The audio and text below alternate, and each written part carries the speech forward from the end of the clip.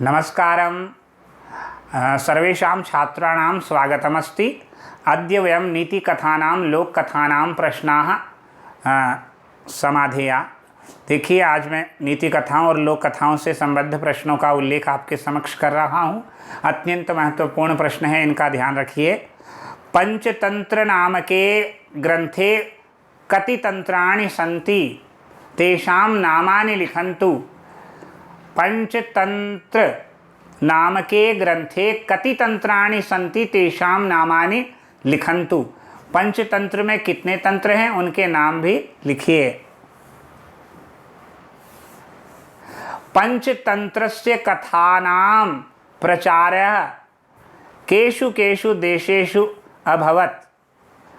पंचतंत्र की कथाओं का प्रचार किन किन देशों में और भी हुआ, उन देशों के नाम लिखन्तु। ठीक है। हितोपदेशः कस्य रचना वर्तते। हितोपदेशस्य रचयिता कः अस्ति। अगला प्रश्न है, हितोपदेश में कितने परिच्छेद हैं। हितोपदेश नामके ग्रंथे कति परिच्छेदाः सन्ति तेषां नामानि लिखन्तु।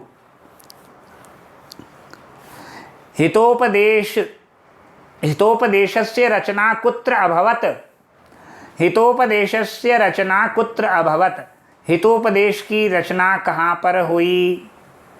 अगला है, बृहत कथा के कथानक को जानने के लिए संस्कृत भाषा में कौन कौन से ग्रंथ उपलब्ध होते हैं। बृहत कथायाः कथां ज्ञातुं, बृहत कथायाः कथानकं ज्ञातुं के संस्कृत ग्रंथाः उपलब्धाः सन्ति तेषां नामानि लिखन्तु। बृहत कथा श्लोक संग्रह किसकी रचना है, उसके श्लोकों की संख्या लिखिए। बृहत कथा श्लोक संग्रह कस्य कृति वर्तते, तस्याः श्लोकानां संख्या लिखन्तु। वेताल पंचविंशतिकायां कति कथानां संकलनं वर्तते।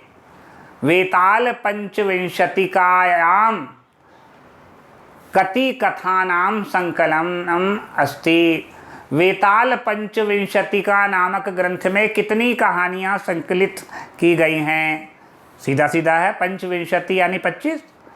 अच्छा, नाम से ही है। तो सिंहासन द्वात्रिंशिका का दूसरा नाम क्या है। सिंहासन द्वात्रिंशिकायाः अपर नाम किम वर्तते। सिंहासन द्वात्रिंशिकायाः अपर नाम सिंहासन द्वात्रिंशत् पुत्तलिका। सिंहासन हटा देंगे, द्वात्रिंशत् पुत्तलिकाः अस्ति। सिंहासन द्वात्रिंशिकायाः अपर नाम द्वात्रिंशत् पुत्तलिका अस्ति। अगला है, शुक सप्तति में वक्ता श्रोता च कः।